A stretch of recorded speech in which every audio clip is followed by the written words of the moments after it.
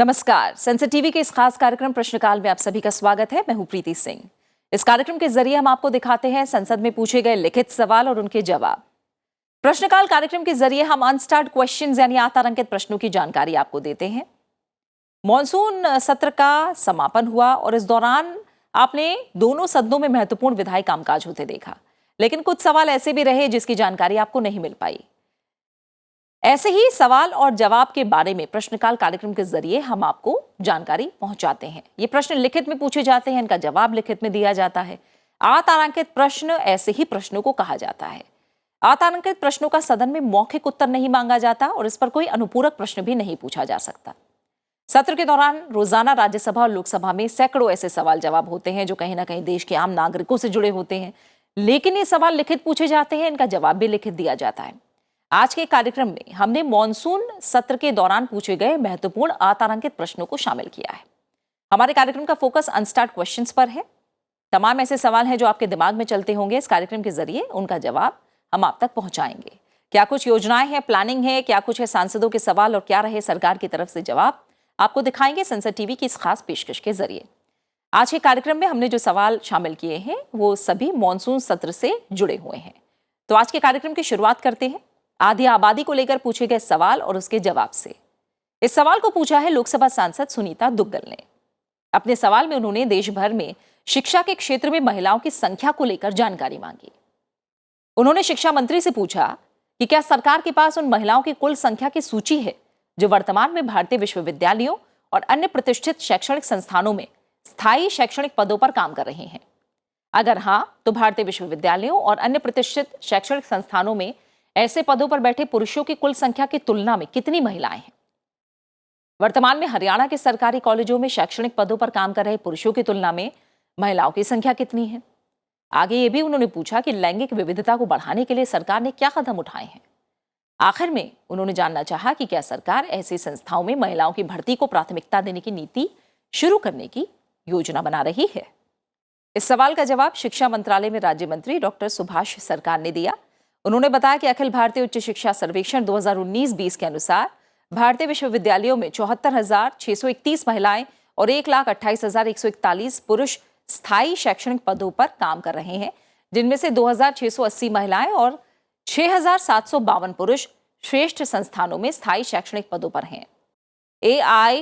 AISHE यानी अखिल भारतीय उच्च शिक्षा सर्वेक्षण के अनुसार 2019-20 में हरियाणा के सरकारी कॉलेजों में 3,561 महिलाएं और 3,234 पुरुष अकादमिक पदों पर काम कर रहे हैं। शैक्षणिक पदों में लैंगिक विविधता को बढ़ाने को लेकर उन्होंने बताया कि सरकार ने दिशा में कई पहल की हैं। प्रगति छात्रवृत्ति योजना, पोषण के माध्यम से ज्ञान भागीदारी अनुसंधान उन्नति, महिला विश्वविद्यालयों में नवाचार और उत्कृष्टता के माध्यम से विश्वविद्यालय अनुसंधान का समेकन जैसी विभिन्न छात्रवृत्तियों के माध्यम से उच्चतर स्तरों पर अधिक महिला भागीदारी की कोशिश की जा रही है। आगे अपने जवाब में उन्होंने बताया कि उच्च शिक्षा में उपलब्ध अकादमिक पदों के लिए उम्मीदवारों की संख्या में बढ़ोतरी हुई है। जैसा कि AISHE रिपोर्ट से साफ है कि महिला PhD की संख्या 2015-16 में 51,904 से बढ़कर 2019-20 में 91,106 हो गई। इसके अलावा स्थायी शैक्षणिक पदों पर महिलाओं की संख्या 2015-16 में 54,704 से बढ़कर 2019-20 में 74,631 हो गई है। आगे अपने जवाब में उन्होंने ये भी बताया कि केंद्र सरकार केंद्रीय स्वायत्त निकायों के तहत रोजगार में महिलाओं के प्रतिनिधित्व को बढ़ाने के लिए विश्वविद्यालय अनुदान आयोग ने महिला उम्मीदवारों को केंद्रीय शैक्षिक संस्थानों द्वारा आयोजित किसी भी परीक्षा, टेस्ट, साक्षात्कार के लिए शुल्क के भुगतान से छूट दी है। और इसके अलावा विश्वविद्यालय और कॉलेजों में अकादमिक स्टाफ की नियुक्ति संबंधी विश्वविद्यालय अनुदान आयोग नियमों में यह प्रावधान है कि अगर कोई महिला आवेदक है तो भर्ती प्रक्रिया के चयन समिति में कुलपति द्वारा एक महिला शिक्षाविद को नामित किया जाएगा। अगला सवाल भी देश की आधी आबादी से जुड़ा है और यह सवाल जुड़ा है महिलाओं के स्वामित्व वाले MSME के लिए क्रेडिट योजनाओं से। इस सवाल को पूछा है राज्यसभा सांसद सुष्मिता देव ने। उन्होंने सूक्ष्म लघु और मध्यम उद्यम मंत्री से पूछा कि देश में कुल MSME में से कितने सूक्ष्म लघु और मध्यम उद्यम महिलाओं द्वारा चलाए जा रहे हैं। महिलाओं के स्वामित्व वाले कितने प्रतिशत मौजूदा उद्यमों ने अपना व्यवसाय शुरू करने के लिए संस्थागत ऋण योजनाओं का लाभ उठाया है। आगे उन्होंने ये भी पूछा कि क्या सरकार महिलाओं के स्वामित्व वाली मौजूदा एमएसएमई के लिए आनुषंगिक मुक्त ऋण योजनाओं के ना होने की जानकारी है? अगर हाँ, तो इससे जुड़ी जानकारी क्या है और अगर नहीं तो कारण क्या है? आखिर में उन्होंने पूछा कि इस अंतर को दूर करने के लिए क्या कदम उठाए जा रहे हैं। इस सवाल का जवाब सूक्ष्म लघु और मध्यम उद्यम राज्य मंत्री भानु प्रताप सिंह वर्मा ने दिया। उन्होंने बताया कि 3 अगस्त 2022 तक मंत्रालय के उद्यमन पंजीकरण पोर्टल में पंजीकृत और वर्गीकृत कुल करीब 1 करोड़ एमएसएमई में से 17 लाख महिलाओं के स्वामित्व वाले सूक्ष्म लघु और मध्यम उद्यम हैं। एमएसएमई मंत्रालय सूक्ष्म और लघु उद्यमों के लिए 2 प्रमुख क्रेडिट स्कीम चला रही है।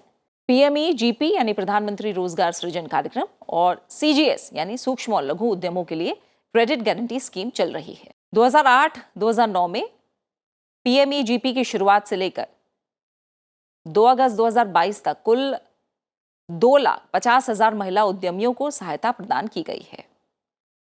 साल 2000 में सूक्ष्म और लघु उद्यमों के लिए क्रेडिट गारंटी स्कीम की शुरुआत से लेकर 30 जून 2022 तक कुल 11,92,000 महिलाओं को क्रेडिट गारंटी दी गई। सरकार महिलाओं सहित सूक्ष्म और लघु उद्यमों को कोलैटरल मुक्त ऋण प्रदान करने के लिए सन 2000 से सूक्ष्म और लघु उद्यमों के लिए क्रेडिट गारंटी स्कीम चला रही है। स्कीम के तहत महिलाओं के स्वामित्व वाले उद्यमों को 5% का अतिरिक्त गारंटी कवरेज दिया जाता है और उन्हें 5 लाख से अधिक और 50 लाख तक के क्रेडिट के लिए गारंटी 0.15% की अतिरिक्त छूट भी प्राप्त होती है। बात अगले सवाल की जो जुड़ा है आर्टिफिशियल इंटेलिजेंस से। इस सवाल को पूछा है लोकसभा सांसद टी मोहम्मद बशीर ने। उन्होंने शिक्षा मंत्री से पूछा कि क्या सरकार का आर्टिफिशियल इंटेलिजेंस के तहत अध्यापक शिक्षण की गुणवत्ता में सुधार के लिए कदम उठाने का विचार है। अगर हाँ, तो इसे लेकर क्या योजनाएं तैयार की गई हैं। इस सवाल का जवाब शिक्षा मंत्रालय में राज्य मंत्री अन्नपूर्णा देवी ने दिया। उन्होंने बताया कि राष्ट्रीय शिक्षा नीति 2020 में आर्टिफिशियल इंटेलिजेंस, डिजाइन थिंकिंग, समग्र स्वास्थ्य, ऑर्गेनिक लिविंग, पर्यावरणीय शिक्षा, वैश्विक नागरिकता शिक्षा जैसे विषयों की शुरुआत और शैक्षणिक पहलू की सिफारिश की गई है। अध्यापक शिक्षा की गुणवत्ता में सुधार के लिए कदम उठाए गए हैं।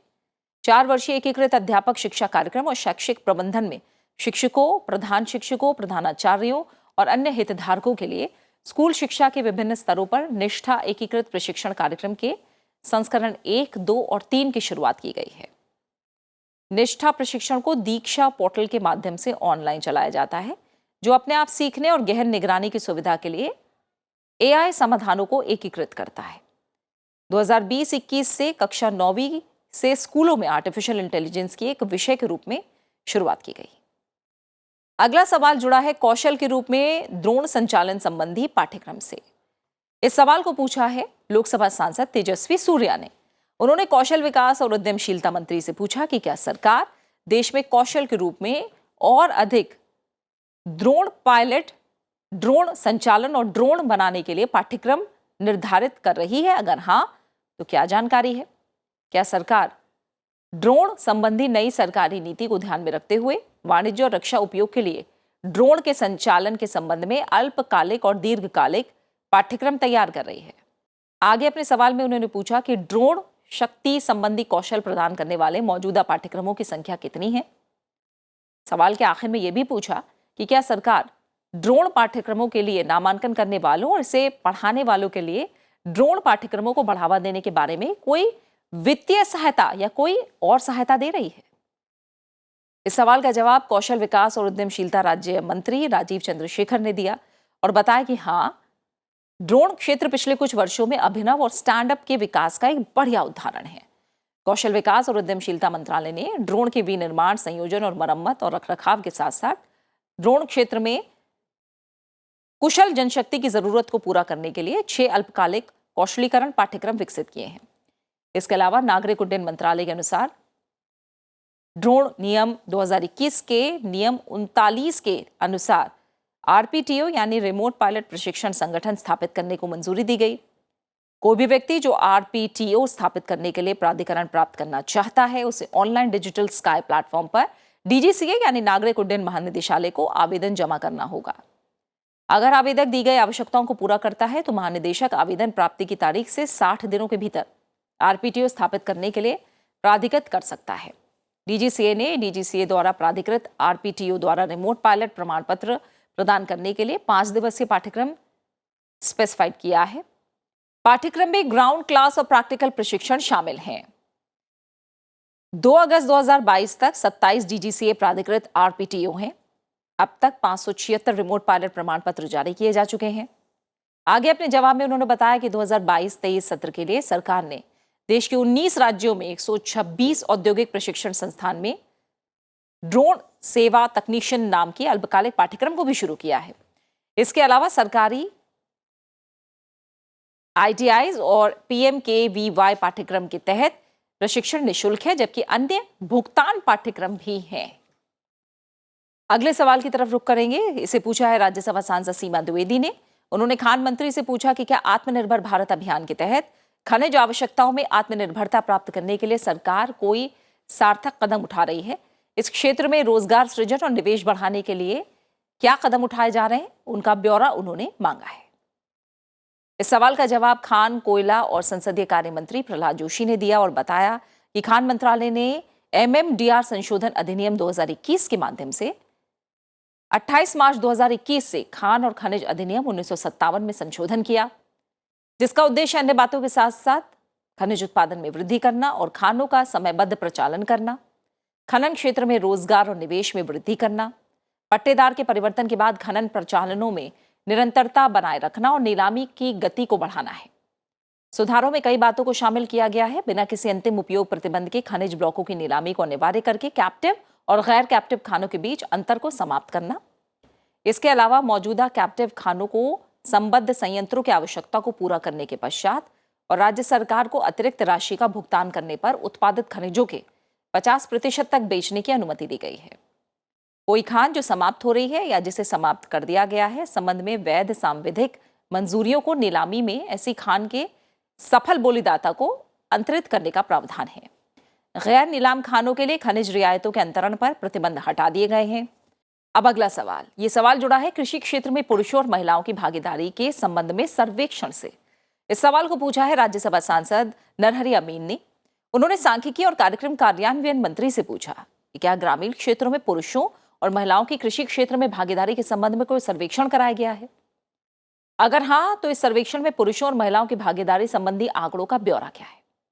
इन आंकड़ों के आधार पर सरकार द्वारा क्या योजनाएं बनाई जा रही हैं। क्या गुजरात में भी पुरुषों और महिलाओं की भागीदारी संबंधी कोई सर्वेक्षण कराया गया है। अगर हाँ, तो गुजरात के संबंध में सर्वेक्षण के आंकड़ों का ब्यौरा क्या है। इस सवाल का जवाब कॉर्पोरेट कार्य मंत्रालय में राज्य मंत्री राव इंद्रजीत सिंह ने दिया और बताया कि सांख्यिकी और कार्यक्रम कार्यान्वयन मंत्रालय 2017 से आवधिक श्रम बल सर्वेक्षण आयोजित करता रहा है। ये एक सतत सर्वेक्षण है जिसे ग्रामीण और शहरी दोनों क्षेत्रों के लिए वार्षिक और केवल शहरी क्षेत्रों के लिए त्रैमासिक रूप से रोजगार और बेरोजगारी की स्थिति को मापने के लिए डिजाइन किया गया है। जुलाई 2020 से जून 2021 के दौरान आयोजित पीएलएफएस से सामान्य स्थितियों में कुल कामगारों में से कृषि क्षेत्र में काम कर रहे कामगारों का जो प्रतिशत हिस्सा और 2020-21 के दौरान गुजरात राज्य में अखिल भारतीय स्तर पर पुरुषों और महिलाओं को अनुबंध पर अलग से दिखाया गया है। इसका ब्यौरा उन्होंने साझा किया है। अब अगला सवाल, इस सवाल को पूछा है लोकसभा सांसद विष्णु दयाल राम ने। उन्होंने कॉर्पोरेट कार्य मंत्री से पूछा कि क्या सरकार ने एक दिन में कंपनियों के पंजीकरण के लिए कोई नई प्रणाली विकसित की है और क्या सरकार के पास ऐसे पंजीकरण की प्रामाणिकता सुनिश्चित करने के लिए कोई तंत्र मौजूद है। इस सवाल का जवाब कॉर्पोरेट कार्य मंत्रालय में राज्य मंत्री राव इंद्रजीत सिंह ने दिया। उन्होंने बताया कि हाँ, कॉर्पोरेट कार्य मंत्रालय ने कंपनियों के निगमन के लिए फाइल किए गए आवेदनों पर कार्रवाई करने के लिए केंद्रीय पंजीकरण केंद्र की स्थापना की है।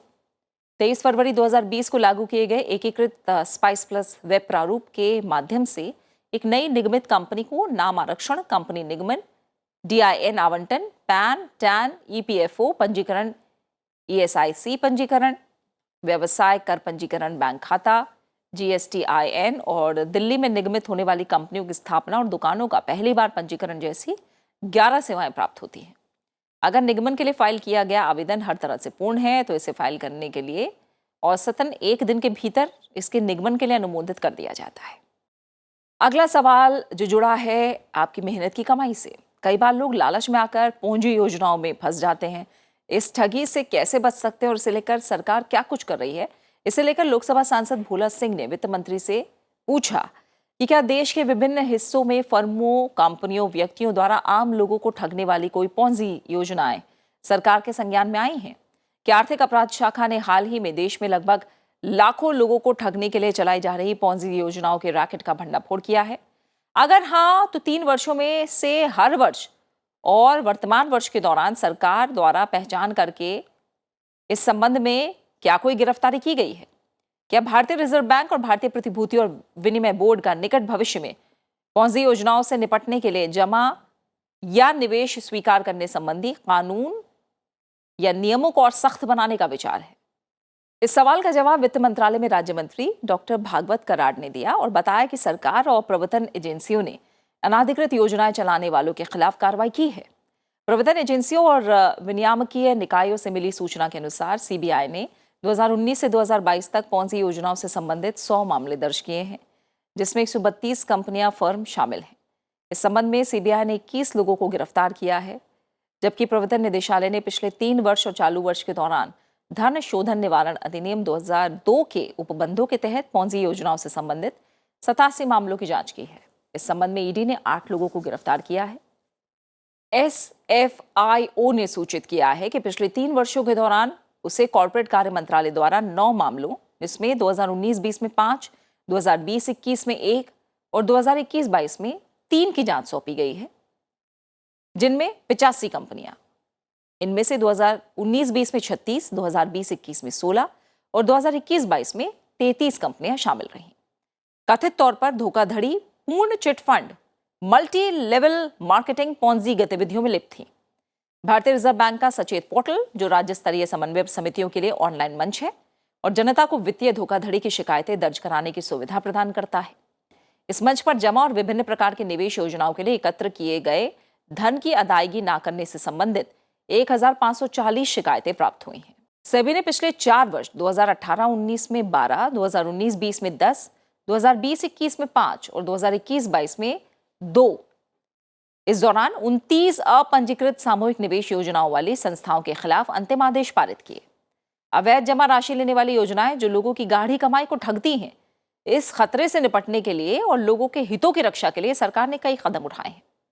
केंद्र सरकार द्वारा अविनियमित निक्षेप पाबंदी स्कीम अधिनियम 2019 को अधिनियमित किया गया। जनता से अवैध रूप से धन एकत्र करने वाली संस्थाओं के खिलाफ कार्रवाई करने के लिए 29 राज्यों और संघ राज्य क्षेत्रों द्वारा जमाकर्ताओं के हितों का संरक्षण अधिनियम पारित किया है। राज्य स्तरीय समन्वय समितियां, जो वित्तीय क्षेत्र के विनियामकों, राज्य सरकार के अधिकारियों और विधि प्रवर्तन एजेंसियों के संयुक्त मंच हैं, इसका भी गठन राज्यों और केंद्र शासित प्रदेशों में अप्रैल 2014 में किया गया, जिसके अध्यक्ष राज्य संघ राज्य क्षेत्र के मुख्य सचिव होते हैं। ईमेल, एसएमएस, फोन कॉल के माध्यम से प्राप्त अवांछित और फर्जी प्रस्तावों के शिकार होने के खिलाफ चेतावनी संदेशों सहित अलग अलग बैंकिंग मुद्दों के बारे में लोगों को शिक्षित करने के लिए आरबीआई ने 2017 से जन जागरूकता अभियान भी शुरू किया। भारतीय रिजर्व बैंक टीवी पर और ऑनलाइन प्रेस विज्ञप्ति और मल्टीमीडिया संदेशों के जरिए भी लोगों को लगातार जागरूक करने का काम कर रहा है। अब नजर अगले सवाल पर। यह सवाल जुड़ा है हाइड्रोजन ईंधन सेल द्वारा संचालित वाहनों से। इस सवाल को पूछा है राज्यसभा सांसद मौसम नूर ने।